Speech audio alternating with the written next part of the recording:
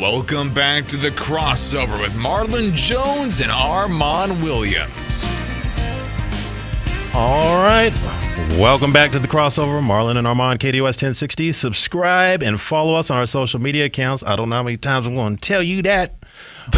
Both our YouTube and our Facebook page, YouTube channel, Facebook page, at the crossover 1060. Once again, that's at the crossover 1060. All right, this segment is brought to you by Imagine Schools, which is built upon expectations high enough to live up to the child's potential. At Imagine Schools, success means developing character and enriching minds as they graduate students, as well as prepare them for college, career, and life. So visit their website today at imagineschools.org. Once again, that's imagineschools.org. Imagine Schools. All right, Marlon. We got some big football games coming up in the Pac-12 conference, particularly here in the state of Arizona. Yep. We got two schools. We got our local schools. Arizona State, U of A down in Tucson. They're going up against two schools from two power conferences from the SEC country and then the Big 12 country, which of course both of our schools are going to be joining next season. Right. Should be exciting. But you guys are getting ready to go up against Oklahoma State.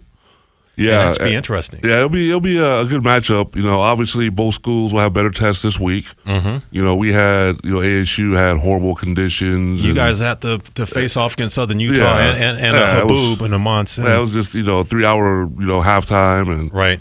Whatever. That was like a Super Bowl halftime times right, 2. Exactly. and y'all played NAU, which you guys did what you're supposed to. So we got our revenge. You were calling it a revenge game. Yeah, revenge. On top of that, we did what we needed to do. So our real test, both our squads, both of them, are going to be today, and it's going to be a real fun matchup with Oklahoma State. Obviously, because we will be competitors from here on out in the Big 12 starting next year. Right. They're coming into town and. They kind of have some quarterback issues. They're trying to figure a little bit of that out. The last game they played, they wound up playing 3 quarterbacks throughout the course of that game, and it was Mike Gundy's son that was in the game towards the end of the fourth quarter that actually helped pull them across the finish line and got them the victory against their first opponent. Yes, and of course Arizona State, they're a little bit more. They're a little bit more settled in their quarter, a lot more settled in their quarterback situation with Jaden Rashada, who had a pretty good game. Yeah, first half was really solid. He was good. He was solid in the first half. He struggled in the second half, of course, with the weather delay. Yeah. And then Southern Utah, they came out. They played pretty good football against Arizona State, but it was certainly kind of a ho-hum victory for Arizona State. So they're looking to try to improve upon their first performance. And both these teams coming into this game, they're 1-0. Believe it or not, the FanDuel Sports actually has Arizona State. They have them in points by 3.5. Okay, that sounds about right. FanDuel Sports has, but 3.5. Yeah. However, according to ESPN Analytics, Oklahoma State has a 70.8% chance odds of winning over Arizona State. So it's which one do you take? I know you like FanDuel because you're an ASU alum. But ESPN Analytics is Oklahoma State's probably got a 70%, almost 71% chance of winning this. I like that 3.5 point right there, though. But you know what?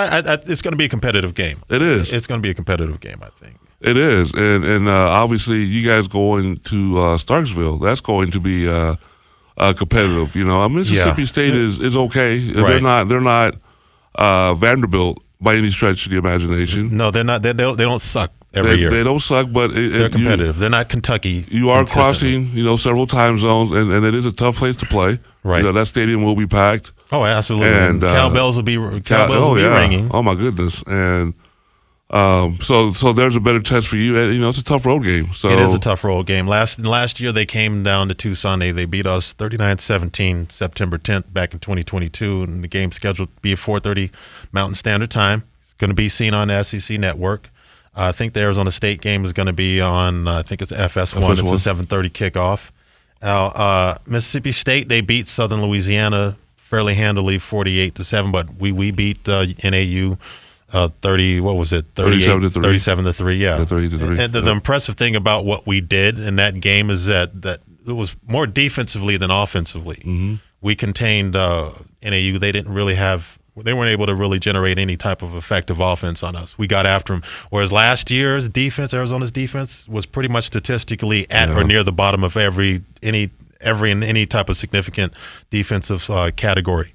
So we're much improved defense, and we're going to need to those guys are going to need to show up today and need to be stout on defense, and then try to contain Mississippi State. Don't let them get loose, and don't let them jump out to a big lead on Arizona for them to be competitive, have an opportunity to pull that game out late in the fourth quarter. It's going to come down to defense and special teams for Arizona, but they looked a lot better on defense against NAU and special teams. They blocked the punt. I think they blocked the kick, a field goal, and returned it for a touchdown in that game against NAU. So it's going to be an interesting game with Mississippi State. But they got Mississippi State as a 9-point favorite. Oh, so NAU's a 9-point dog. Yeah. Oh, okay. 9-point dog going into that game. So, but I think they're going to surprise people. I'm not going to say outright that Arizona's going to beat Mississippi State, but I think it's going to be a lot more competitive than a lot of people think that it will be. Yeah, and I think with ASU on the defensive side of the ball, there's still a lot of question marks. Obviously, more so than the offensive side, right? And I don't know if it's because it was the conditions that took place, but hopefully tonight, because it was, it's kind of questionable or concerning that they couldn't put pressure on Southern Utah. They didn't get out. They didn't sack the quarterback. No.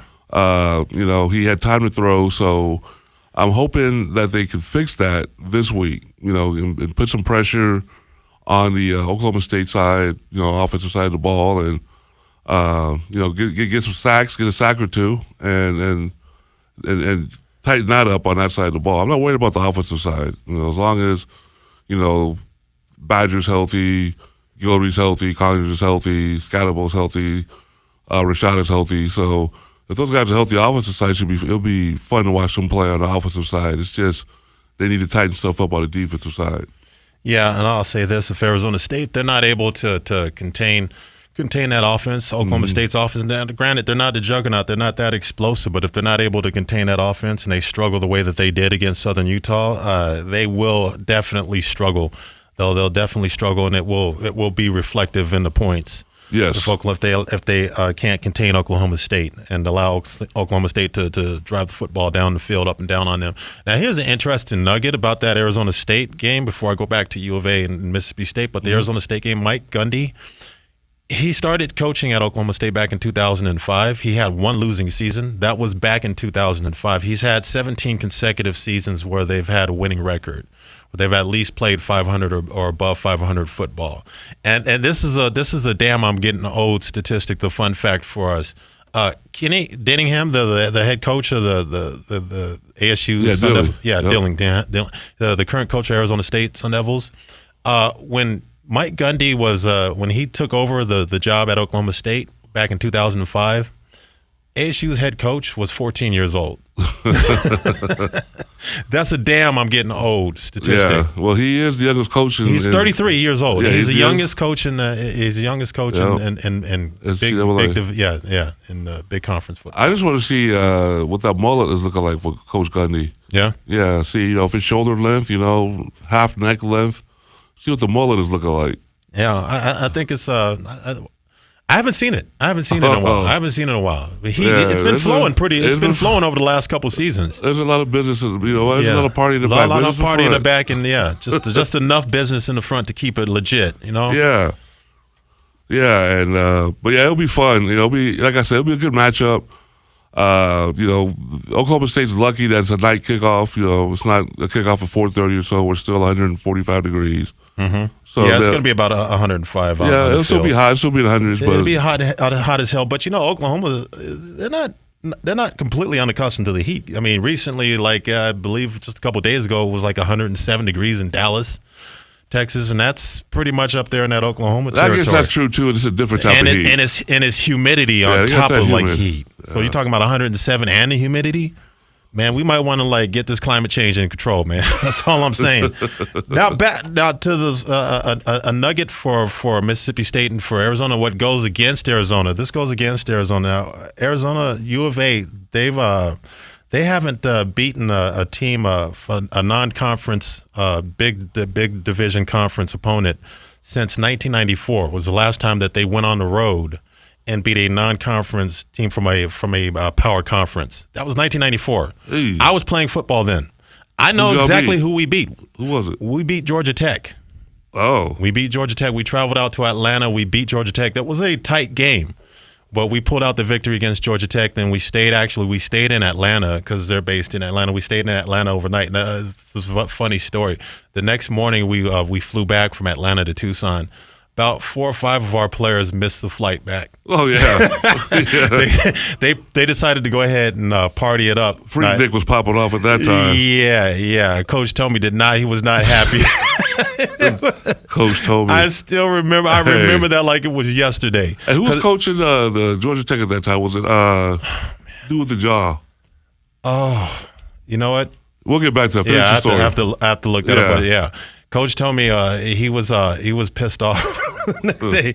Obviously, he was pissed off the next day. And the funny thing was that I overslept for the team meeting, so I showed up about 30 seconds before the team meeting started. After the team meeting started, 30 seconds, and he starts yelling at me before the game. Yeah, I flew back with the team though, man. You flew back, but I got punished. I still wound up hanging out with the guys that missed the flight. Oh man, memories. All right, coming up next, we get into our usual look around the sports and entertainment world and our more buzz segment right here on the Crossover, KDUS 1060.